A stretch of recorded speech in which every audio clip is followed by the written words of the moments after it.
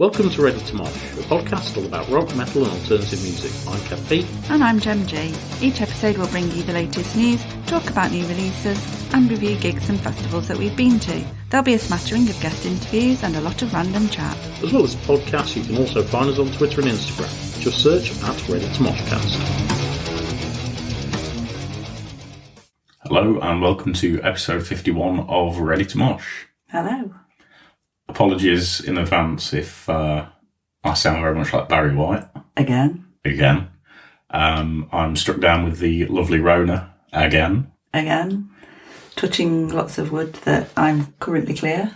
Yeah, so hopefully we can get through this in one piece, and it's not too bad. There may be some coughing breaks, but I will edit those out to save your eardrums. Right, let's kick off with the news then. Do you want to go first? I can do. So, first up on my list then of things I've spotted, just to say as well, some of this might be a little bit old news because obviously we had the special episode with Baz last week, so we didn't have any news, so it's kind of almost a 2-week accumulation of news, isn't it? Yeah. So first up, the whole issue about venues taking percentages of merch from bands is still rolling on, but bands are starting to rebel. Hurrah. Good. So, first up, I think this was a couple of weeks ago now, Igor. Sorry, I have to say it like that. Count Duckula. Yeah, I know what you mean, yeah. If anyone's old enough to remember Count Duckula. The band Igor. They refused to sell their merch at the Kentish Town Forum, which is an O2 venue. And more recently, and currently ongoing as we speak, so I think they've still got a few days left, Trashboat, who are supporting on the I Prevail tour, are actually not selling any of their merch in venues either. They're finding a local pub and going in there after to sell the merch from there. So they're putting a tweet out to say where they're going to be and encouraging people to go along and meet the band and buy their merch directly from them, which I think is a fantastic idea. Yeah, agreed. Yeah, sick of venues just screwing bands out of money that they shouldn't be. Yeah, and I think a lot of the venues on that tour as well are O2 ones who are, along with bigger kind of arena-sized venues, are the prime culprits for stealing the percentages. Yes, it seems that way, doesn't it? Yeah. My news is pretty much, a lot of it is all around the same kind of event, so it's all around Download. The Kerrang winner has been announced, and it's Rituals, and they now get to record an EP at Marshall Records and open the Avalanche stage on Saturday. Awesome. Yeah, so that's going to be a big break for them. Download have also released some new merch. So there's a hoodie, a t-shirt that's kind of like a tie-dye effect, and they're very plain designs. I really don't see just the point really of boring. These, what, you just wait until your official merch with all the lineup on, really, wouldn't you? Yeah, and the pricing as well, like the hoodies are 55, the t-shirts are 30, and they're also there's also a blanket that's like 75 quid. It's like just absolute rip-off. And there's a tankard that I really love, but it's like 50 quid for a tankard. I'm not paying that. Yeah, it's a lot for a beer mug. Yeah, hell of a lot. And just on the subject of Download, there is no loyalty scheme this year. No. Up in arms about this one, I am. Yeah, that's really annoying. Yeah, I did actually say to you, didn't I? I'm sure that applications should be open by now because it's usually early March. And then someone, I think, on the Download Facebook group had emailed Download or Live Nation or somebody to ask about it, and they just came back and said, no, there isn't one. So it's not even like we've had an official announcement to say sorry and why. It's just, no. Yeah, they're probably not doing it because it's sold out. I imagine so. So they don't need any encouragement for people to go. No. And obviously they're just going to keep making more money out of it. And the thing is as well, I know from my perspective, with it being the 20th anniversary, I think a lot more people would be more inclined to get some more souvenir merch for that. Yeah. But yeah, again, well, this way it's just profit though, isn't it? Yep. So, yeah, not happy about that one. Following on from that, another bit of festival news is that TechFest have announced another chunk of bands to their lineup. Get my teeth in. So there's quite a few additions. I'll just pick a few out as I glance over the list. They include Ocean's 8 Alaska, Hacktivist, Harriet, Graphic Nature, She Must Burn, Dream Eater, Glassgrave, Cave Killer, and From Her Ashes. Yeah, some really cool bands in that lineup. Yeah, and just a reminder, if you're not aware already, that one's taking place 29th of June to the 3rd of July at Newark Showground. On festivals, I've also got another piece. I saw this week that Non-Point had pulled out of Bloodstock. Yeah. And there was quite a passive-aggressive sort of comment from Bloodstock themselves that said something about 48 hours notice. It's like, well, it's more than 48 hours notice if it's not for a few weeks yet. Well, a few months, which was a bit strange. And then a lot of the rumours were, because essentially what they've done is they're not playing Bloodstock, they're going to tour with Cold Chamber instead across the US. Yeah. And one of the other bands that got announced for that was Devil Driver, who then, once the announcement had gone out from Cold Chamber and everybody saying that they were playing these dates, they were removed from the Bloodstock lineup. And they've pulled out of that. Apparently Dez is supposedly not allowed to be flying now. Yeah, some health issues going due on. to health issues from a couple of years ago. And that's the reason they're not there. But yeah, it is a shame because I would love to have seen Devil Driver again. Yeah, definitely. Yeah, just wait and see who gets put in as replacements for those, I suppose. Yeah, I think they've promoted one band to replace Non-Point. Oh, actually, yeah, I think I saw that and I can't remember who it is. I can't either. Yeah, they've been moved up and they're going to get someone in lower down. Lower down, yeah. But I don't know about Devil Driver. I don't think anything's been said on that yet. No, we might have an update next week, perhaps. And then I've also got some touring-related news, I guess, in terms of support acts for Def Leppard and Motley Crue. They've announced some of their support for the UK and Ireland shows in the summer. So Mammoth WVH are going to be supporting at the London, Glasgow and Dublin shows. The Lytham Festival, which is a bit of a weird one anyway, because it's kind of a bit of a random event for them to be at to start with. Yeah. But one of the bands playing on that same day under them is Vivas, who are apparently a Sheffield indie-based band. Okay. Or a Sheffield-based indie band, if you will. The support act for the Sheffield show, though, is still to be confirmed. Oh, just on Def Leppard, did you see the news about the assault in LA? On Rick Allen. On Rick Allen, yeah. Yeah. Very random, wasn't it? Yeah, it just kind of came out of nowhere. Just got, some guy just assaulted him as he was stood outside, I think. I mean, he's released a statement since, hasn't he, and said he's okay, considering, but... Yeah, with you just talking about Def Leppard, it just reminded me of that. Yeah, actually, it's just reminded me of something else, speaking of Mammoth WVH. Oh, yeah. That someone on Twitter basically did a tweet at Wolfgang Van Halen. Yeah. Complaining that he was using the name of Van Halen or the band or his dad and uncle's status, I guess, to promote himself or words to that effect. And I'm like, well, it's his actual name. Yeah. Yeah. And I can't remember exactly what Wolfgang's response was, but it was quite funny. Yeah. Something about literally, it's my fucking It's name, my you fucking grape. name. Yeah, it was you grape. Yeah. So, yeah, it does laugh, didn't it? Just a bit of podcast news as well, that our first gig vlog is now live on YouTube. It's been out about a week now as we speak. So go give that a watch if you haven't already. That one covers the gigs that we've already spoke about on here, the Avatar and Gajira ones. Gig Vlog 2 is currently almost finished editing. That'll be out probably next week. So yeah, go give them a watch. And finally for this little piece, I'll say little piece, it seems to have been longer than normal. Oh yeah. Probably just an accumulation. Accumulation of news. But there is a new Skindred video out and single. And we're going to give it a live listen and come back and see what we think. Yeah, I think it got released this morning, didn't it? It did. I've been avoiding all the snippets that have been banded about. Yeah, me too. Let's give it a go then.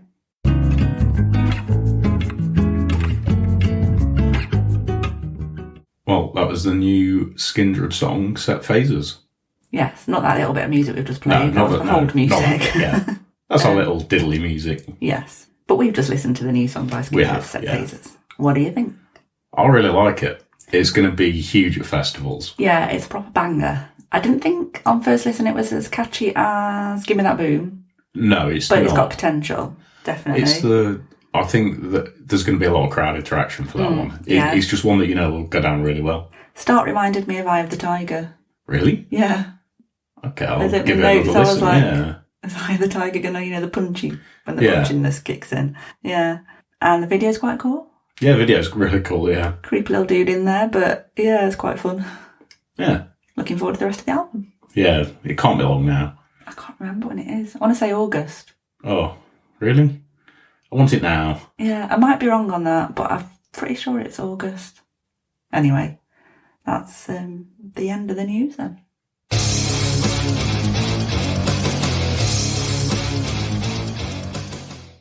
Review time now, and this week it is the new album by Theory of a Deadman, Dinosaur. Or are they known as Theory?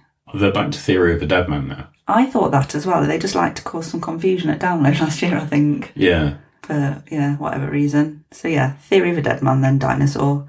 Their 8th album, and see what we think about it. I don't know if that little noise you made there sets the tone. Maybe. So track 1 then, title track, Dinosaur. Yeah, for me this had a bit of a raw blood sound, like with the bass on it. Oh, didn't pick up on that myself, but yeah. This for me is one of the better tracks. It's got quite a catchy chorus to it. Yeah, it's my favourite, I would say. I really love the opening riff. I thought it was a really good start. It's groovy, catchy. I'd say it was kind of a classic Theory sound. Yeah.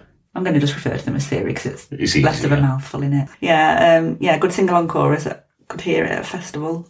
Yeah. Potentially. Yeah, nice and heavy. Really good, I thought. Okay. Track 2. This is another catchy song, but quite unfulfilling. It's just never really goes anywhere. I also quite liked this one. Yeah, I can see you liking this. Yeah. Insinuated. No, there's certain sounds I know you'd like. Yeah, I thought, again, it was quite heavy. It's kind of a love song, but a heavy love song, if you know what I mean, not a ballady love song. I thought the vocals were really good in this. Nice heavy mid-section, some cool riffs in there. Okay. They were my thoughts on it. All right. Track 3 is Sick. As the kids would say. Yeah. For me, this sounded a bit like old pop punk / Weezer.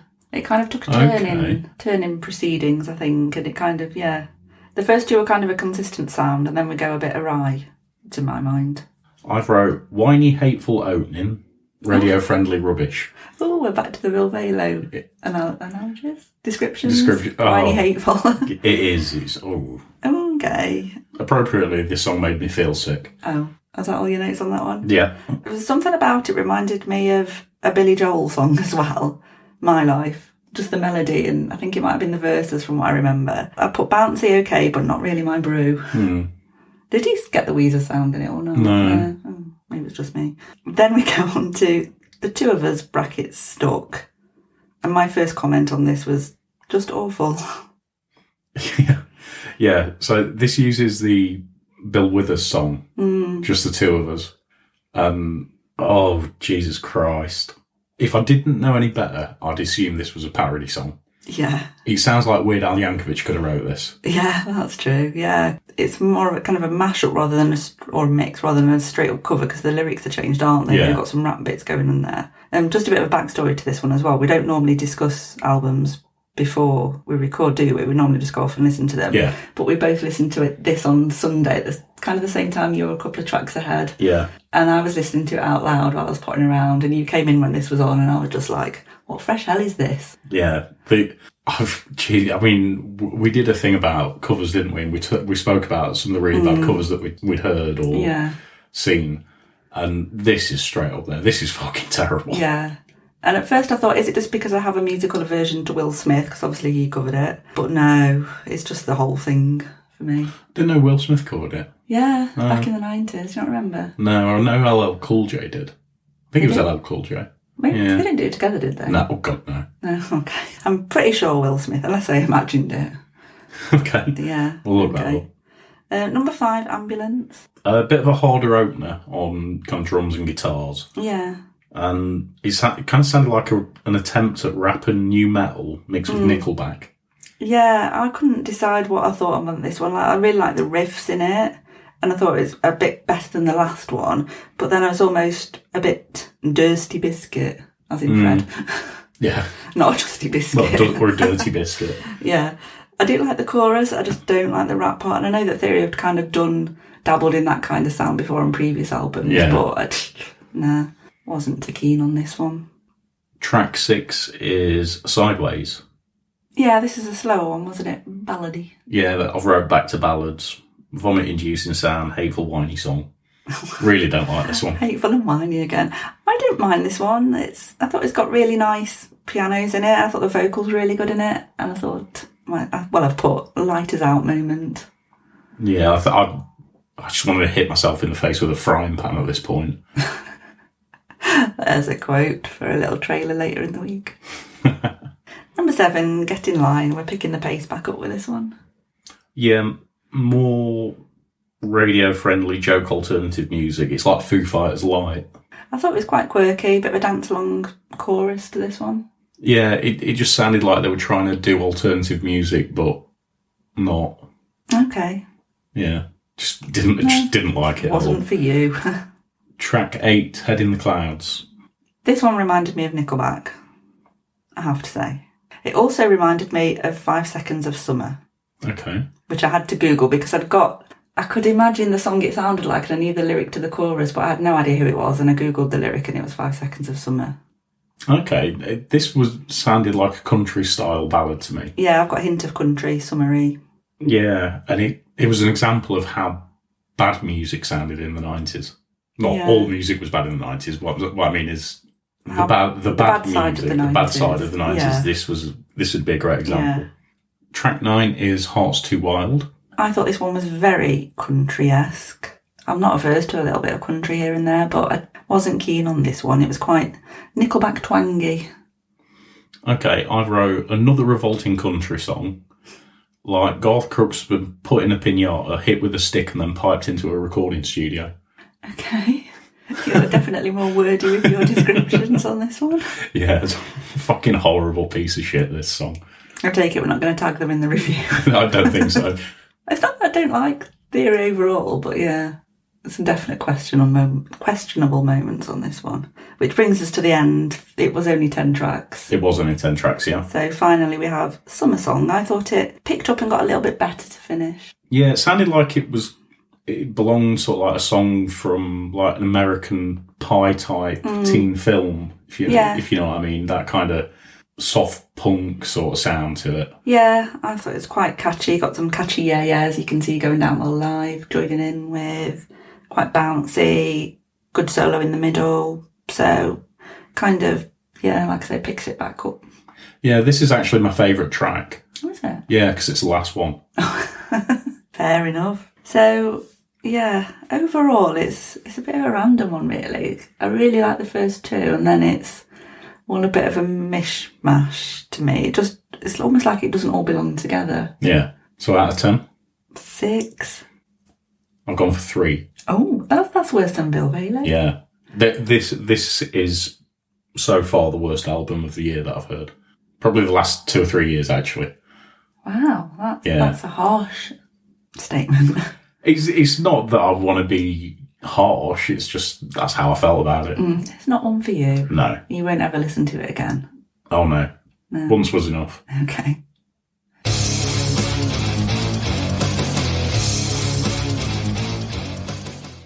Right, time for the main feature. And this week we are going to vote on the Heavy Music Awards, or the HMAs as they're called. Yeah, so voting is now open until the 14th of April. Yeah. And if you get your votes in and put your details on, you've got a chance to win a tickets for the ceremony. Yeah. The final, whatever you call it. Yes, the ceremony, yeah. The shindig, the do. On the 26th of May at Wembley Arena. Yeah. So there's 14 categories to choose from, and we've both already submitted our personal votes, and this is going to be a combined one, so there may be differences in who we think we should vote for. Yep, so we may have a little debate on who and why. Yes. So the first category, I feel like I'm announcing at an award ceremony. So first category then is Best Album.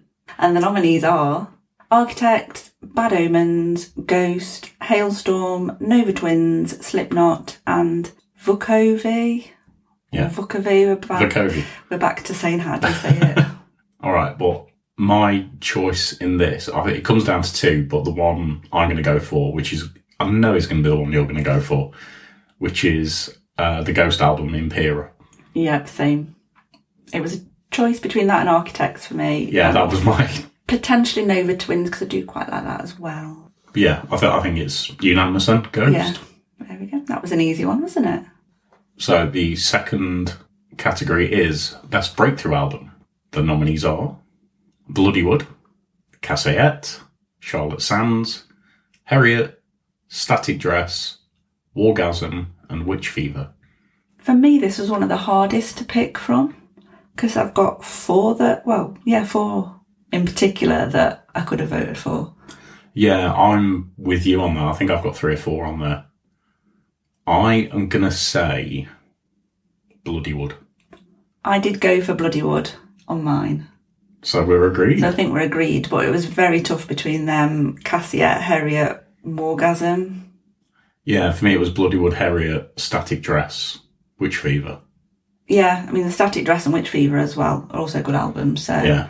I'm not familiar with the Charlotte Sand one, I have to say. I need to give that a listen, but yeah. Yeah, I think the Bloodywood album I played so much last year. So it has to be that one.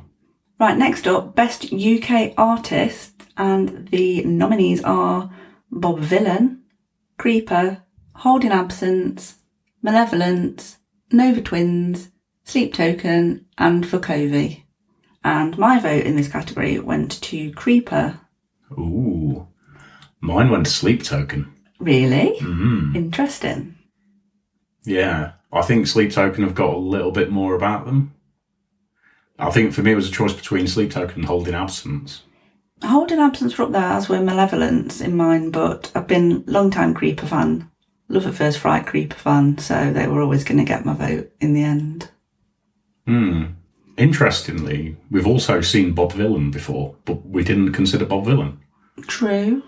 He's making, obviously, a lot of waves at the moment. And again, Nova Twins could have been up there. I've not seen them live yet, but based on music, they're an option. What do we do with this one, then? Oh, I don't know. We've not actually planned what we do when there's a disagreement. Do we toss a coin? Well, that's what I was going to suggest, because I couldn't vote for Creeper, because it's just not, I'm not a fan of Creeper.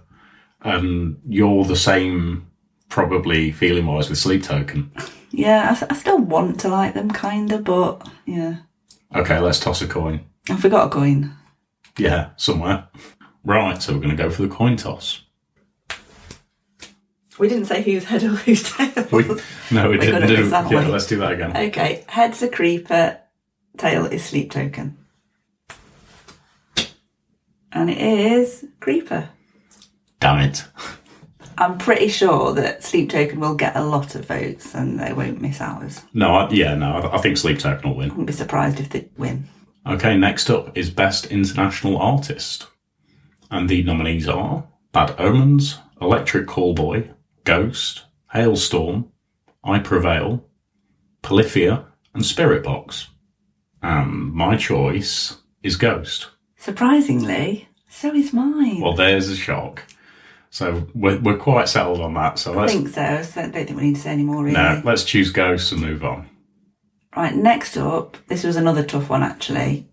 It's Best UK Live Artist, and the nominees on this one are Biffy Clyro, Creeper, Enter Shikari, Neck Deep, Nova Twins, Skindred, and Vukovi. And, yeah, very difficult, as I've already said. In the end, I went for Skindred on this one.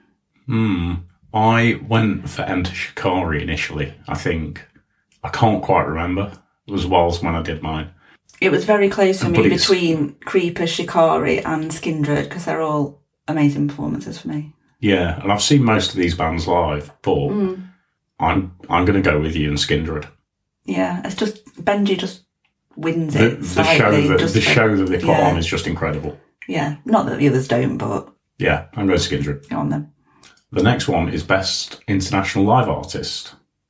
The nominees are Alexis on Fire, Electric Callboy, Ghost, Hailstorm, My Chemical Romance, Parkway Drive, or Turnstile. My choice is... it's going to be Ghost again. It's going to sound really boring, but I'm going to say Ghost. You sound like me. Mine is Ghost, and my justification for that is they're the only one I've seen out of all of those anyway. Oh, okay. I've seen Parkway before. I'm sure I've seen Turnstile. I haven't seen Parkway. I feel like I might have seen a bit of Hailstorm at some point in my life, but can't remember. I'm with you on that. They've been around for so long that I feel like I have seen them. I may have seen them in passing at download, but anyway, yeah, Ghost. Ghost. Because, yeah, they are. Next up, we've got Best Breakthrough Live Artist, and the nominees on this one are As Everything Unfolds, Cassiette, Harriet, Joey Valance and Bray, Lake Malice, Static Dress and Witch Fever. And my vote for this one went to Lake Malice. Same. Had to be Lake Malice. Yeah, it was a tough one because As Everything Unfolds, Cassiette, Harriet and Static Dress are all awesome live that we've seen. But I feel like Lake Malice are more breakthrough anyway. The others have been around that little bit longer. Yeah, they're a little bit more established, and the last 12 months that Lake Malice have been incredible. Yeah. So they had to get it for me. Yeah, same. Next up is Best UK Breakthrough Artist. And the nominees are As December Falls, Black Gold, Cody Frost, Delilah Bonn, Kid Bucky, Lake Malice, and Zand. This was quite possibly the easiest one of the lot for me, and it's Lake Malice. Same. Yeah. Nice and easy. Yeah, don't need to say any more on that one, do we? We've said loads of times we're big fans, so it's quite straightforward. Next up then is Best International Breakthrough Artist, and the nominees for this one are Charlotte Sands, Chat Pile, LS Dunes, Scene Queen, Scowl, Soul Blind and Zulu.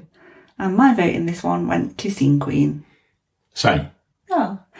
Got to confess, I'm not that familiar with any of the others, and Scene Queen is awesome. Yeah, I'm more familiar with Scene Queen than any of the others, and that's kind of I know, I'm aware of the Scene Queen stuff, so it was quite an easy pick. Yeah.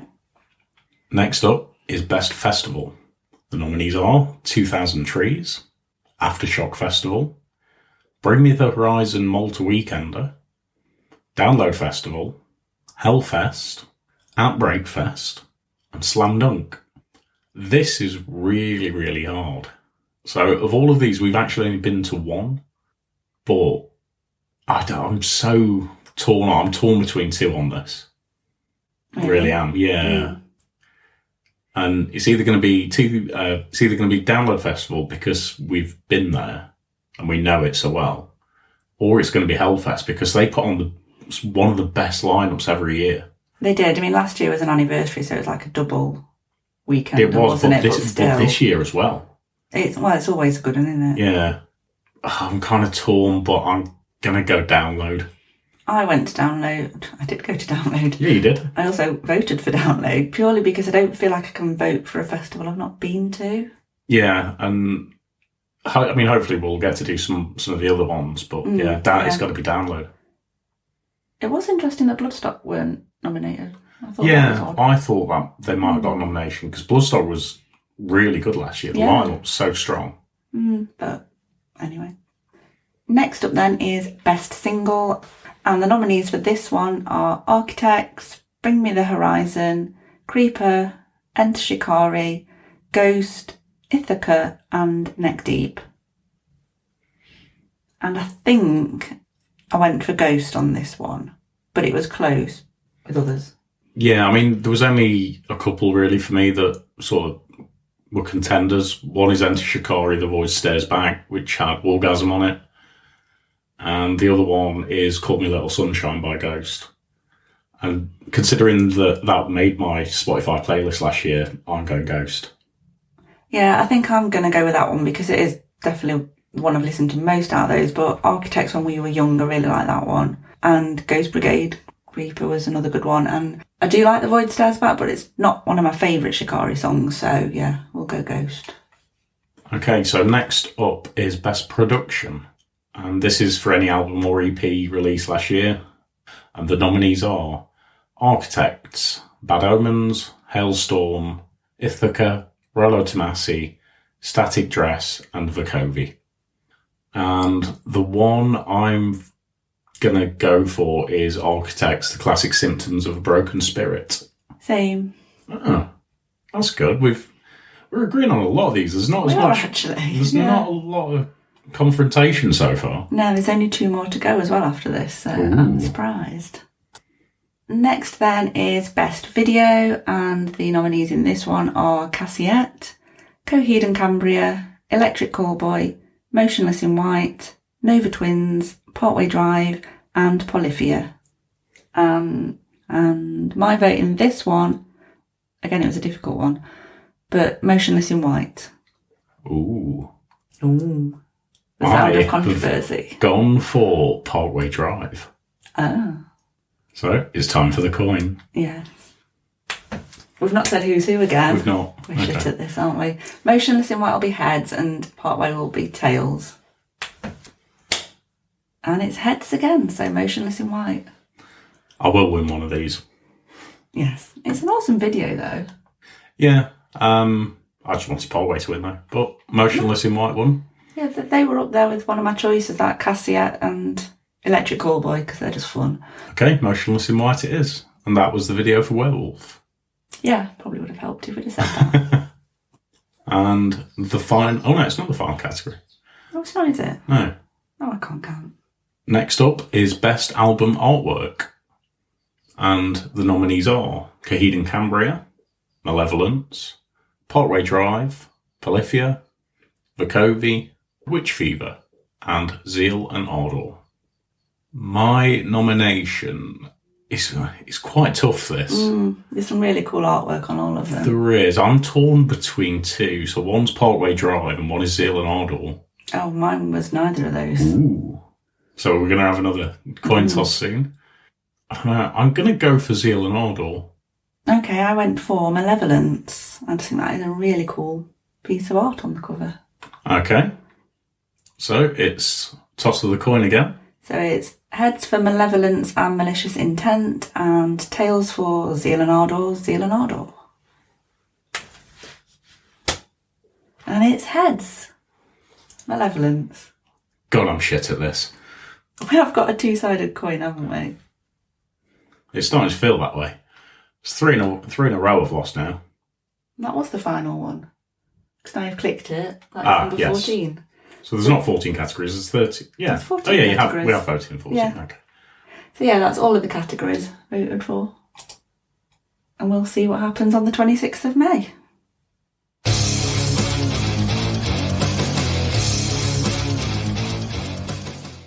Right, it's recommendation time. And this week's Ready to Mosh recommendation is She Burns Red. So they are a 4-piece from West Lothian in Scotland, just in case anybody wasn't sure about that. And yeah, they're kind of a post-grunge hard rock sound. Their latest single, Out of Darkness, was released last month, and they're currently working on the debut album. And one of the things I didn't know until today is that Scott Hanlon, who was the former drummer with Anchor Lane, is with them. Oh, I didn't know that either. So, live-wise, they have been out and about over the last couple of months anyway, supporting people like Black Spiders, These Wicked Rivers, and South of Salem. So that should also give you a bit of an idea of the kind of the vibe they are, the sound they go well with. And they've also got quite a few dates coming up over the next few months as well. So these include the 1st of April at the Diamond Rock Club in Ahog Hill. Hope I've said that right. The 7th of April, they're at Mares Fest, which is at the Gifford Arms in Wolverhampton. They're at the Outlaw Weekend at the Globe in Glossop, which is over the 28th to the 30th of April. 2nd of June, Love Rocks Festival at St Leonard's Farm in Dorset. And 2nd of July, SOS Fest at Whittles at Tokyo in Oldham. And then also the Rockwich Festival, which is 27th of August in Northwich. So keep an eye on the social media for any other dates that are upcoming and go give them a watch if they're around. Right, that's the end of episode 51 then. Thank you very much as always for listening. Please go and give us a like, follow, share, etc. on our social medias if you haven't already. We're on Instagram and Twitter at ReadyToMoshcast and TikTok, Facebook and YouTube at ReadyToMosh. And do also give us a share on your podcast platform, whatever that may be. Leave us a review, etc. and let us know what you think of the episode. And we'll be back next week with episode 52.